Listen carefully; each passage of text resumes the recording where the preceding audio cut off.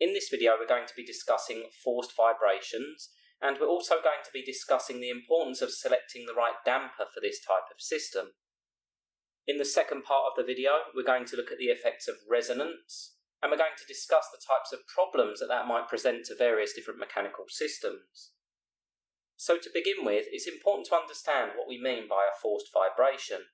And in this scenario we have a force that's being applied, seen in the bottom left hand corner, and that force is a periodic or cyclic load.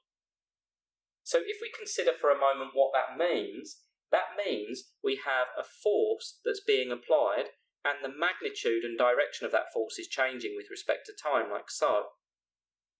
So what I've sketched there represents the force. So at times the mass is being pulled upwards, at times the mass is being pulled downwards, and the magnitude of that force is changing. A prime example of where we would see these types of forced vibrations is in various different rotating systems, particularly if the mass within the system isn't evenly distributed. If you go to a garage to get your car tyres changed, you may have seen them balancing the wheels, and one of the reasons behind that is to reduce vibration. Another example where this might be seen is in a washing machine. Because the mass within the drum isn't evenly distributed, the washing machine vibrates. And the way that that's overcome is by providing a counterweight in the bottom of the washing machine to minimise those vibrations, or more importantly to overcome those vibrations so that the washing machine doesn't move around the floor. So this type of force is typically something we would see in a rotating system. So within the system we have here, we can see that we have a spring, and the purpose of the spring is to restore the mass to its central position, as we spoke about in the previous video. And we also have a damper, or a dashpot, marked as C, and the purpose of that component is to reduce the velocity of the mass as it's moving. The two components are going to work in tandem to try to restore the mass to its central position as quickly as possible. What we're going to be calculating in this video is the magnitude of the resulting vibrations, and also the phase angle of those vibrations. And by the phase angle, we mean how far out of phase they are with the force that's being applied to the mass. So the vibrations, or the oscillations, will be out of phase to the force that's being applied. And that's going to be dictated by the components that we're using, K and C. So let's begin by calculating a couple of parameters for our system. The first thing that we're going to calculate is the natural frequency. And this is the frequency that this system would ordinarily want to oscillate at. The way that we determine the natural frequency for a mass spring system is root K over M. So in this case we have the square root of K, 12.5 kilonewtons, or 12,500 newtons, and we have a mass of 85 kilograms, giving us a natural resonant angular frequency equal to 12.127 rads per second. Now I'm also going to calculate the periodic time because it's useful in understanding how these vibrations occur. So the periodic time for our vibrations is calculated using 2 pi root m over k. Well, we have all of our values there, 2 pi times the square root, and it's the square root of m divided by k, like so. So the square root of 85 over 12,500, and the periodic time for the natural oscillations would be 0.518 seconds. So if we set this mass into motion and we allowed it to vibrate freely, the periodic time, or the time for one complete cycle, would be 0.518 seconds. But let's compare that to the periodic time of the force, or the applied force. Well, the periodic time of the applied force can be calculated by doing 2 pi divided by omega. Now, we can determine the value of omega by inspecting the function for our force, because omega is the value here that sits in front of the t. So in fact, the periodic time of the applied force is just 2 pi divided by 30. Well, 2 pi divided by 30 is actually 0.209 seconds. So what we can see is the force is trying to make the mass oscillate a complete cycle every 0.219 seconds, but the system wants the mass to oscillate at 0.518 seconds. The two are out of synchronization. They're working against each other. But what we can do is we can calculate the amplitude of the resulting vibrations and the phase angle, which are the things that we're going to calculate next. So in order to calculate the amplitude of these vibrations, the first thing we need to determine is the critical damping coefficient. And the critical damping coefficient is calculated by doing the square root of 4mk. Once again, we have our values of m and k as 85 and 12.5 kilonewtons per metre, or 12,500. So we have square root 4 times 85 times 12,500, and again it's the square root of all of that, giving us a critical damping coefficient equal to 2061.55, and the units are newton seconds per metre for that. Well, we can already see that the damper that we're using has a damping coefficient considerably lower than that. So what we need to do is we need to calculate our damping ratio. The damping ratio is our damping coefficient divided by the critical value. 650 over 2061.55 gives us a value equal to 0.315. It's a ratio, so it has no units. Now, if you recall from the previous video, what we can see here is that we have underdamping. Our damper isn't really as strong as we would like it to be. But nonetheless, let's calculate the amplitude of the oscillations and the phase angle. Now, the formula that we use for calculating the amplitude is relatively complicated, but it is provided on the equations and information sheet, and it appears as follows. A equals the square root, and it's the square root of everything underneath here, f0 over m squared, multiplied by 1 over, we have omega n squared, which is the natural angular frequency, minus omega squared, where omega is the omega value for the applied force, all squared, like so, plus 2 delta omega n omega all squared, like so. Now I'm going to put all of that in a square bracket, just as a reminder that it's the square root of all of that. We can input some values, so A equals the square root f0. Well, f0 is the value 725. And in fact, the applied force is never going to be greater than 725. It's the amplitude or the magnitude of that force function. So f0 is 725, and our mass is 85. In the second bracket, we have 1 over omega n is 12.127 squared, and omega is the omega for the applied force, which is our value of 30 from our force function. So minus 30 squared, all squared, plus 2 times delta. Delta is 0.315 times omega n times omega. Well, omega n is our 12.127. And omega is our 30, We need to remember to square that. We can close the bracket round our fraction.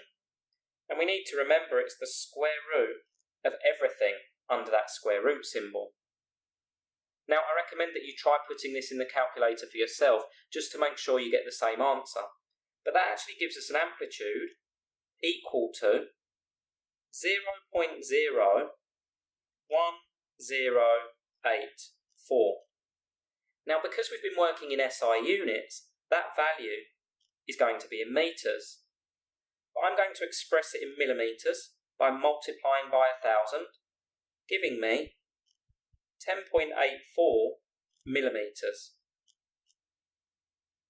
So I'm going to make a note of some of my key variables there, and then I'm going to clear some space so that we can calculate the phase angle for these oscillations. Okay, so the formula for the phase angle is a little more straightforward. The phase angle is tan to the minus 1 of 2 delta omega n omega divided by omega n squared minus omega squared. Now we're going to calculate this in degrees, so I'm going to make sure that my calculator's in degrees. If our calculator was in radians, then it would give us an answer in radians. So just take care, depending on whether you want radians or degrees, just ensure that your calculator is in the correct mode for that. So the phase angle in this case is tan to the minus 1. We have all of these values. 2 times 0.315 for our damping ratio. Omega n, 12.127. And omega is 30. And it's all of that divided by 12.127 squared minus 30 squared. Now running that through my calculator, in degrees mode, I get a phase angle equal to minus 16.93 degrees.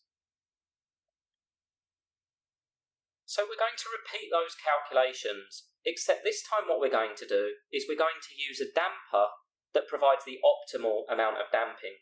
So instead of a damper with a damping coefficient of 650, we're going to use a damper with a damping coefficient of 2061.55.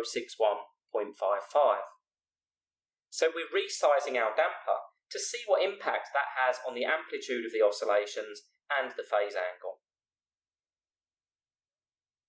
Okay, so this time we have exactly the same force being applied to the system, 725 sine 30t, but we've chosen a damper with a damping coefficient of 2061.55, and the reason we've chosen that value is because we previously calculated that to be our critical damping coefficient. So what that means is our damping ratio, which is C over C subscript C, is just going to be 1. We have critical damping. So our amplitude then, using the same formula as before, equals the square root of f0 over m squared. Again, you can refer back to your formula sheet for this. The f0 we said was 725. M is still 85. And in the right-hand bracket, we have 1 over omega n squared. The omega value is going to be unchanged because if you recall, omega n was a function of the spring stiffness and the mass. So changing the damper has no effect on the natural angular frequency. So omega n remains as 12.127. The force being applied is also unchanged, so that still has an angular frequency of 30.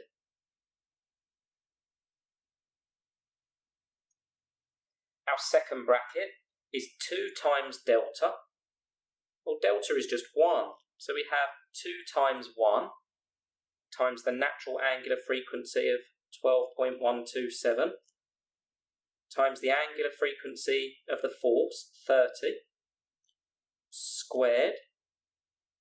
We can close our circular bracket, but we need to remember that it's the square root of everything that we're calculating there.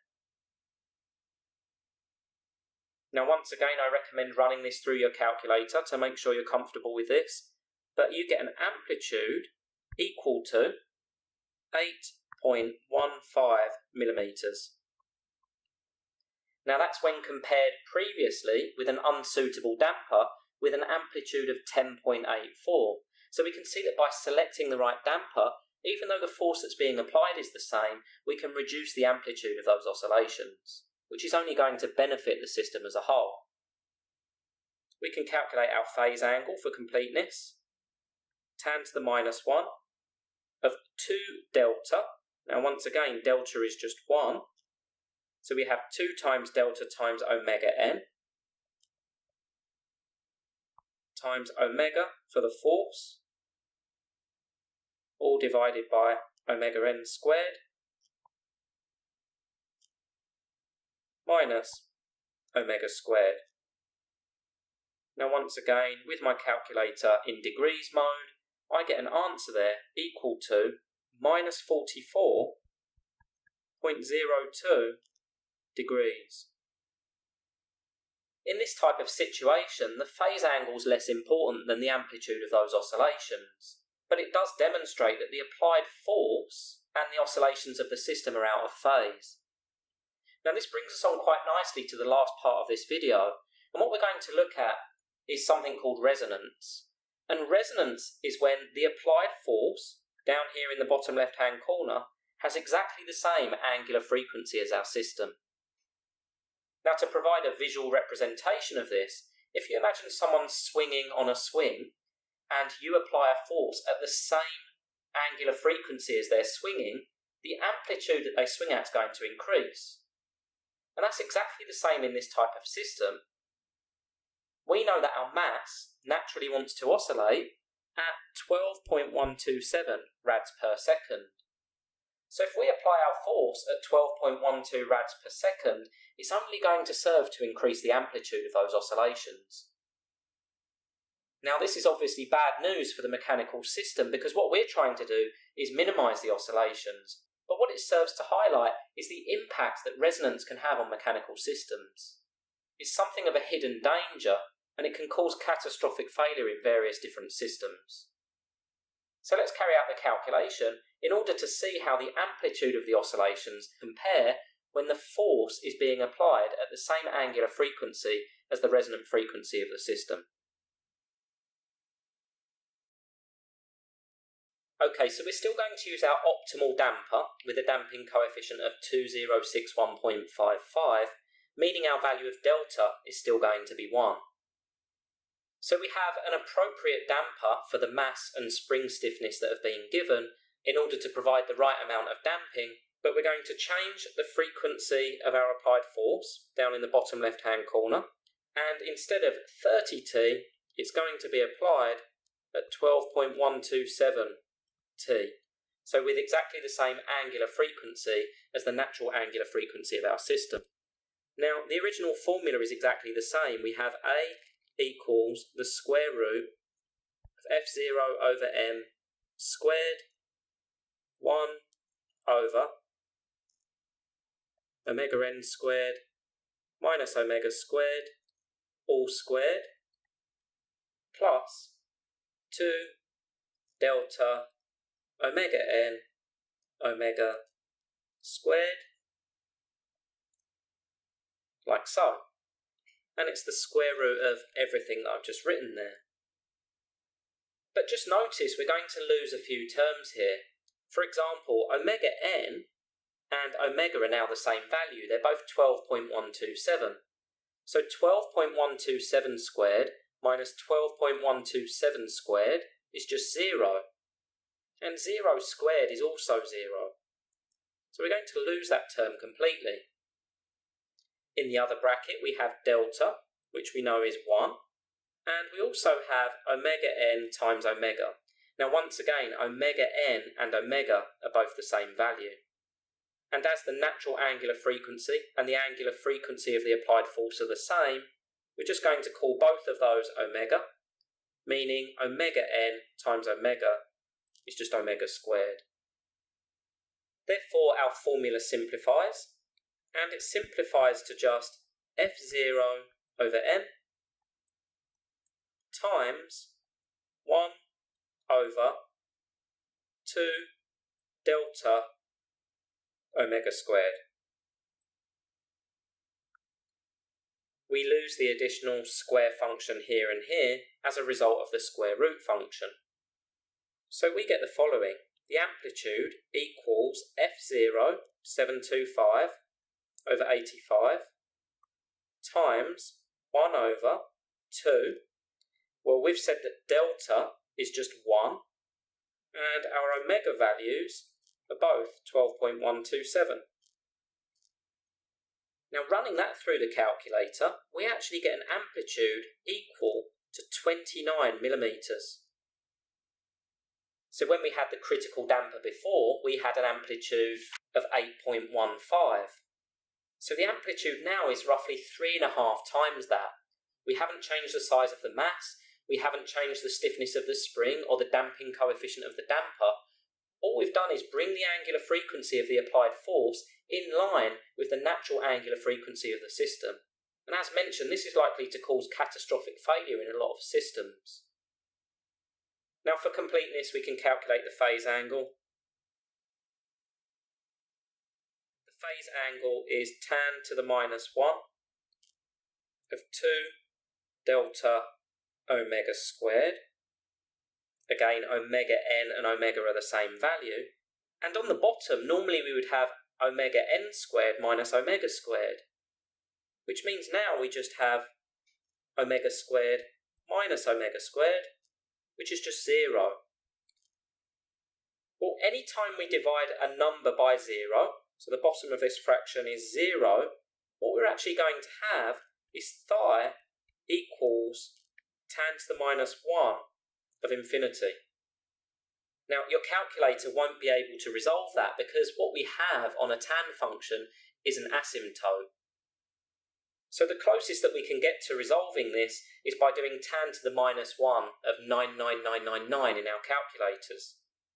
Now, when we do that, we find the phase angle is actually 90 degrees. So we're 90 degrees out of phase of the applied force. But once again, the phase angle is less important than what we've shown here. When the force is applied at the natural angular frequency, or the resonant frequency, the amplitude is roughly 3.5 times the size, so much more likely to cause catastrophic failure within our mechanical system. So just to summarise, we've looked at how we can calculate the amplitude and phase angle for forced vibrations. And in our first set of calculations, we had underdamping. In our second set of calculations, we had critical damping. And then in our third set of calculations, we looked at the impact of changing the angular frequency of the applied force until it matched the natural angular frequency of our system. And this is a condition known as resonance, and it has the potential to cause catastrophic failure in mechanical engineering systems.